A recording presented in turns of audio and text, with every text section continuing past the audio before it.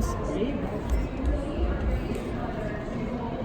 So, my name is Sharon Dinur. Shalom, everybody. I'm coming from Jerusalem, as you heard. Just behind me, you can see the historic city outline of Jerusalem as it viewed from the old city. Historic city of Jerusalem is the part of Jerusalem that's surrounding the old city. It's not as ancient as the old city, but it is dated to 18th and 19th century.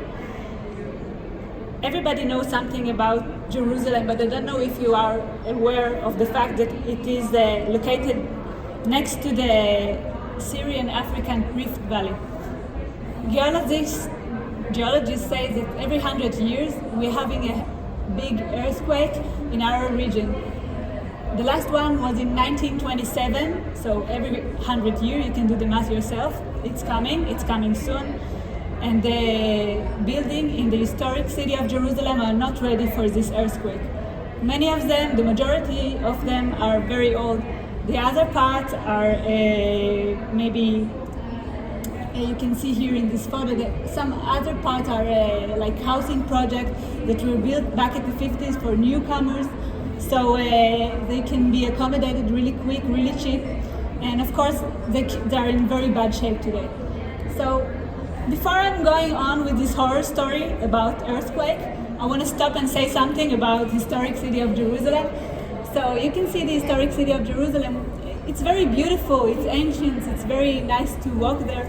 But for many years it's suffering from neglection and deterioration. We did something great 10 years ago. We brought the light rail to the middle of Jerusalem, crossing the historic city. I know in your country, in your cities, public transportation is used by public, of course, but in Jerusalem, everything must be complicated. So it is a great success story when you think about it, that all sectors in Jerusalem use this light rail. And you can see the before and after. Just 10 years of using this light rail, and it was a great success, and the street level is changed, but rather other parts of the city, the historic city, are still suffering from neglection. Now I want to tell you something. There are many ways to deal with buildings in the historic city of Jerusalem and with the neglection. I mean, even the buildings are not reinforced against earthquake. If you do a new plan and you authorize a new plan for addition to your house, you must reinforce by regulation, you must reinforce the house. I mean, so if you have an extra floors, extra stories, the existing house must be reinforced against earthquake. But the thing is, I don't want to tell you like the whole process because it's long and boring, but it takes so many years to approve a plan. And then it's not including even the permit process. So, as I told you before, we don't have this luxury of this time. We came up, when I say we, it's the Israeli government, came up with a plan how to reinforce building. First of all, you must realize that Israeli government and municipality, we don't have the money. It takes a lot of money to reinforce building, and we don't have this kind of money. And actually, the neoliberal economic decision is not to be involved with private property.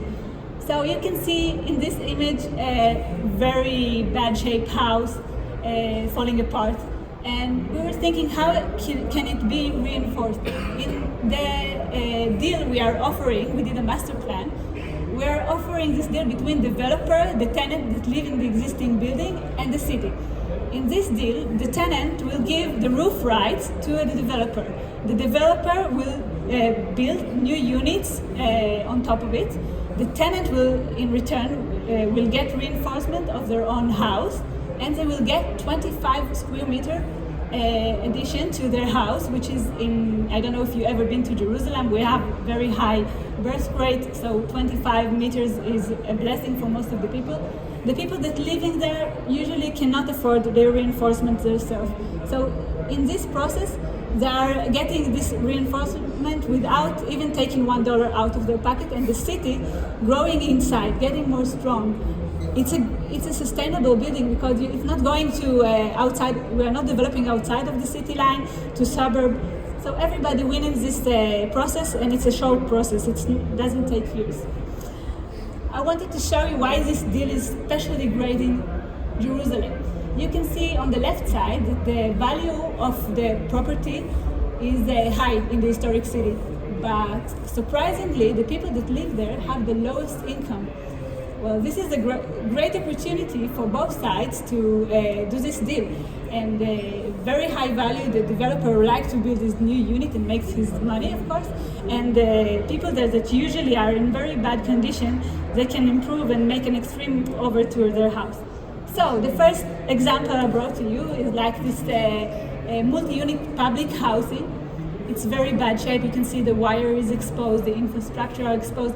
Actually, you don't have to wait for an earthquake for it to fall. You can just a good kick, I think, will be enough. But on the right hand, this is not rebuilt. This is reinforced. I mean, I took this photo myself, and I still can't believe it. This is the same building because it's such an extreme makeover. It is unbelievable, and it's brought a big change to the whole area because when people that live there see that this change and how beautiful it is, everybody wants to renew now. By the way, the people that live there, they didn't afford even $1, but the property value now is $250,000 more. I mean, their own units worth now, without doing anything, they got this present just out of this deal that it cost nothing to the municipal, to the government, and to the tenants.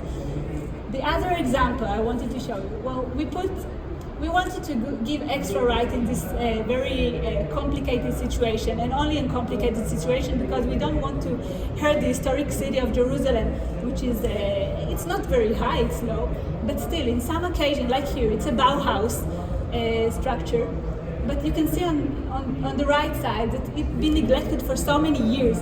It's been deteriorating, it was covered by other structure, the public could not enjoy, not the yard or not the Bauhaus structure. And well, this is 3D, it's now on progress, it's not yet built, but we approve extra units, extra right on this, above this preservation house, because now it's uncovered, everybody can enjoy it, and the yard is back to, now the public can enjoy this big yard. So I think it's a win-win too. I want to tell you the last thing before I finish my lecture. Well, this method, it's for reinforcement, but it could be used for any city purpose you can imagine. If you want to add public use, if you want to add, I don't know, public housing, all kind of other adjustments that you need to do. So maybe it will help you in your own city too. Thank you for listening. Come to Jerusalem.